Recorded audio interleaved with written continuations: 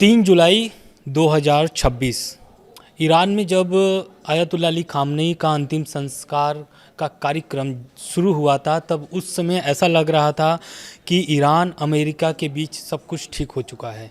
लेकिन अंतिम संस्कार का जो कार्यक्रम है वो 3 जुलाई से लेकर 9 जुलाई तक था, उसके बीच में ही हमला फिर से शुरू हो जाता है।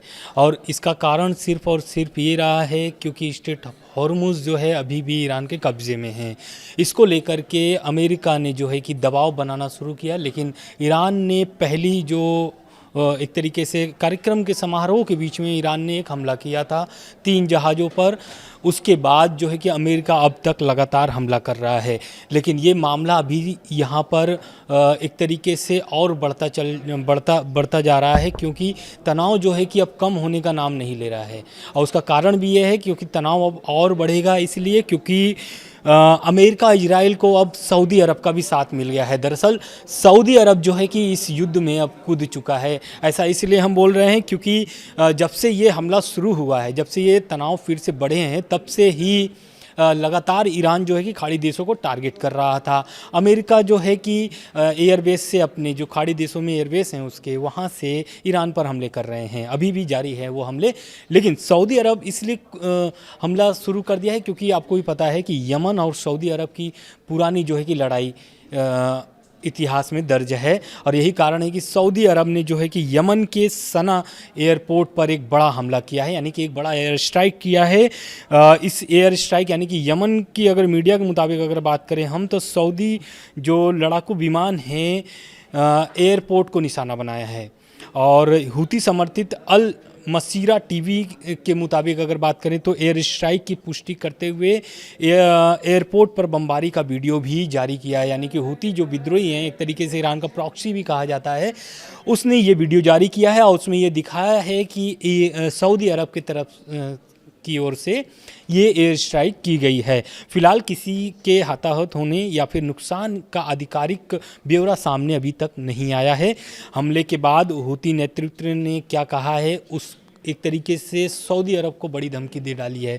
दरअसल तनाव कम करने का दौर अब ख़त्म हो गया है, ये हूती नेतृत्व का कहना है कि अब जो तनाव कम करने की बात हो रही थी वो अब कम नहीं होगी, क्योंकि अब जिस तरीके से कार्रवाई हुई है सऊदी अरब की यमन पर, उसका एक तरीके से गंभीर परिणाम सामने आएगा। उन्होंने चेतावनी भी दी है कि यह हमला बिना जवाब के नहीं रहेगा। तो एक तरीके से समझिए कि एक तरफ तो इजराइल जो है कि लगातार सीज़फायर के बीच भी लेबनान में हमला कर रहा है, दूसरी तरफ सऊदी जो है अब यमन पे हमला कर दिया है। उधर ईरान जो है कि बाकी बहरीन हो या फिर कुवैत हो, सभी जगहों पर लगातार हमले कर रहे हैं।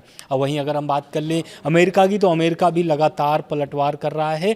और आगे हम वीडियो में बताएंगे भी आपको कि इस वीडियो में ये भी बताएंगे कि ट्रंप ने ताज़ा बयानों से क्या क्या चीज़ें, अभी परिस्थिति बदली हुई है और ईरान ने भी क्या क्या एक तरीके से पलटवार किया है ट्रंप के बयानों का। नमस्कार, मैं हूं आनंद कुमार प्रजापति, आप देख रहे हैं दुनिया दरबार। तो पहली खबर जो है कि पहले तो हम आपको अपडेट बता देते हैं कि पिछले 24 घंटों में क्या बड़े अपडेट सामने आए हैं ईरान अमेरिका से जुड़ा हुआ। तो पहला ये है कि ओमान के पास जहाज़ पर एक हमला हुआ था बीते दिनों, जिसमें 11 भारतीय सवार थे, जिसमें से 10 को सुरक्षित बचा लिया गया है, लेकिन अब भी एक लापता है। भारत ने इस हमले का निंदा करते हुए नागरिक जहाज़ों पर हमले तुरंत रोकने की अपील भी की है। दूसरा बड़ा अपडेट यह है कि अमेरिका एक तरीके से इस हमले का पूरा ब्यौरा लगातार अपडेट दे ही रहा है, लेकिन आज का जो अपडेट यह है कि बहुत चौंकाने वाला है, क्योंकि ईरान के 300 ठिकानों पर हमला करने का अमेरिका ने दावा कर दिया। अमेरिकी सेंट्रल कमांडर के मुताबिक अमेरिका ने इस हफ्ते 3 दिनों में ईरान के 300 से ज़्यादा सैन्य ठिकानों को निशाना बनाया है। वही हम तीसरी अपडेट की बात कर लें तो लेबनान पर इजराइल ने फिर से हमले किए। जैसा कि मैंने आपको अभी बताया कि इजरायली सेना ने दक्षिणी लेबनान के नबातिये ज़िले के कफर तैनबिन कब्ज़े पर गोलीबारी की है। फिलहाल इन हमलों में किसी की हताहत होने या नुकसान होने की खबर अभी तक सामने नहीं आई है। चौथी खबर यह है कि कुवैत के सीमा चौकियों को नुकसान पहुंचा है। कुवैत में इसलिए क्योंकि ईरान लगातार कुवैत पर हमला कर रहा है। कुवैत की सेना ने रविवार को बताया कि हाल के हमलों में देश के उत्तरी हिस्से में स्थित 3 सीमा चौकियों को भारी नुकसान पहुंचा है। वहीं पांचवा जो अपडेट ये है कि खुजिस्तान में वाटर प्रोजेक्ट पर हमला हुआ है। ईरान की सरकारी समाचार एजेंसी ईरान के मुताबिक दक्षिण ईरान के मशहर शहर में एक वाटर प्रोजेक्ट पर प्रोजेक्टाइल गिरने से एक व्यक्ति की मौत हो गई है और 4 अन्य घायल बताए जा रहे हैं। इसके बाद मैं आपको सऊदी वाली अपडेट अभी आपको दे ही दिया कि सऊदी अरब जो है कि लगातार अब एयर स्ट्राइक कर रहा है। हालांकि एक और अपडेट आया हुआ है कि सना एयरपोर्ट पर बमबारी के बाद यमन ने सभी एयरपोर्ट को बंद कर दिए हैं, यानी कि एक तरीके से वहाँ पर भी हाई अलर्ट का एक तरीके से जारी कर दिया गया है नोटिफिकेशन। सना एयरपोर्ट पर हवाई हमले के बाद यमन ने अगले आदेश तक देश के सभी एयरपोर्ट बंद कर दिए हैं। नागरिक उड्डयन प्राधिकरण के ने सभी उड़ानों को रोक लगाने की बात कही है। यमन सरकार का दावा है कि ईरानी विमान को सना एयरपोर्ट पर उतरने से रोकने के लिए सेना ने रनवे पर हमला किया है।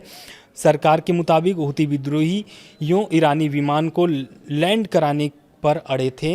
यही कारण था कि सऊदी अरब ने ये बड़ा हमला यानी कि बड़ा स्ट्राइक किया हुआ है, इसलिए यह कार्रवाई की गई है। ईरान का एक बड़ा बयान आया हुआ है स्ट्रेट ऑफ हॉर्मुज से, क्योंकि आपको भी पता है कि स्ट्रेट ऑफ हॉर्मुज को लेकर के पूरी लड़ाई चल रही है।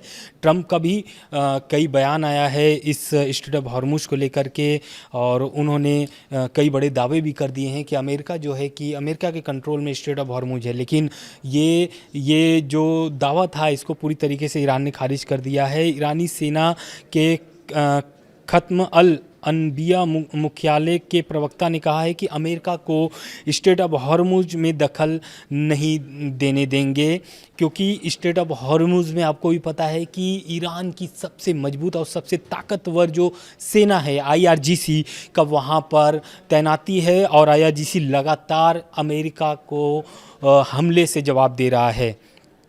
स्ट्रेट ऑफ हॉर्मुज को लेकर के उन्होंने आगे भी कहा कि स्ट्रेट की सुरक्षा और संचालन ईरान का अधिकार है, किसी बाहरी हस्तक्षेप को स्वीकार नहीं किया जाएगा।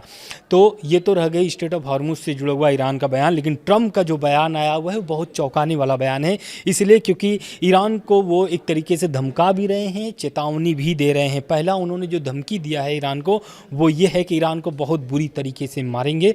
तो ट्रंप ने ईरान को कड़ी से सैन्य कार्रवाई की चेतावनी दी है।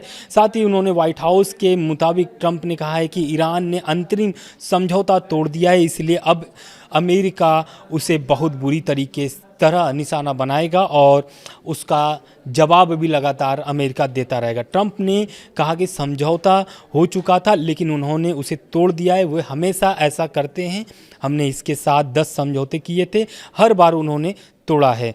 ये बात ट्रंप जो है ईरान को कह रहे हैं, अब हम उन्हें बहुत जोरदार जवाब देंगे। यानी कि ट्रंप पूरी तरीके से लड़ने के लिए तैयार हैं, क्योंकि आपको भी पता है कि कतर का एक बयान आया हुआ था। कतर का बयान ये था कि खामनेई साहब का जो अंतिम कार्यक्रम चल रहा है, इस कार्यक्रम के बाद एक बैठक होगी ईरान अमेरिका की, और उसमें सब कुछ तय किया जाएगा, क्योंकि उस समय सब हालात एकदम सुधरे हुए थे, नॉर्मल थी चीज़ें। लेकिन ऐसा कुछ होता नहीं, बीच में हमले शुरू हो जाते हैं।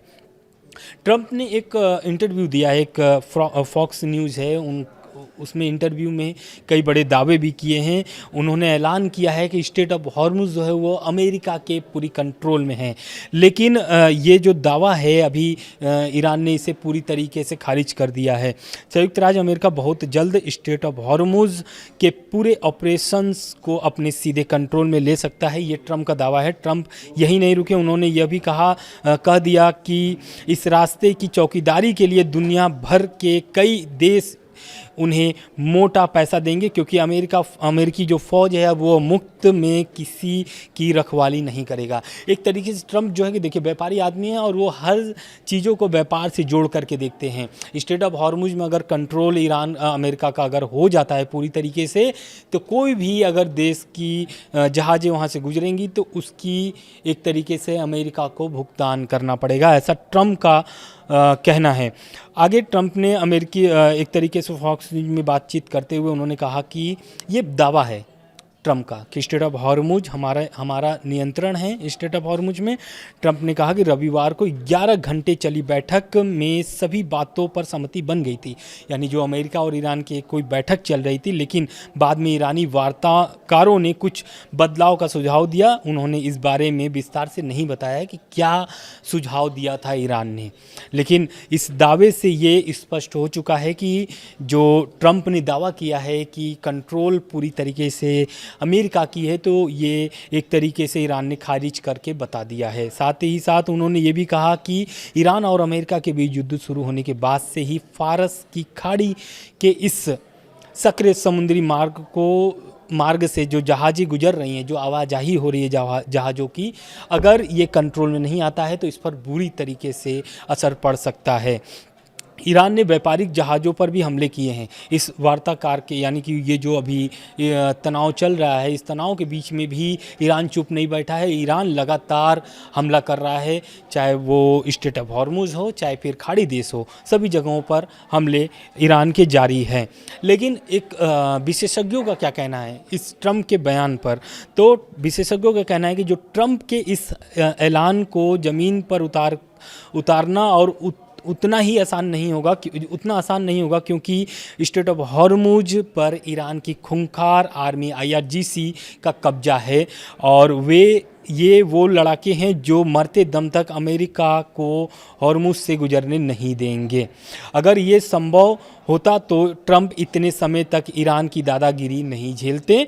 अमेरिकी सेना अब तक हॉर्मुज कब्जे में ले चुकी होती, जैसा अमेरिका ने वेनेजुएला में भी किया था। आपको पता होगा कि वेनेजुएला में किस तरीके से अमेरिकी सेना ने ऑपरेशन चला करके उनके राष्ट्रपति को गिरफ्तार कर लिया था और उन्हें अमेरिका फिर लाया गया था। तो ये तो रह गई अमेरिका और ईरान से जुड़ी हुई अपडेट। लेकिन अब इजराइल में एक बड़ा अपडेट आ रहा है। दरअसल इजराइल में काफ़ी सालों बाद अब चुनाव होने वाला है, ऐसी खबरें सामने निकल के आ रही हैं। इसके बारे में हम अगले वीडियो में विस्तार से बात करेंगे। नमस्कार, धन्यवाद।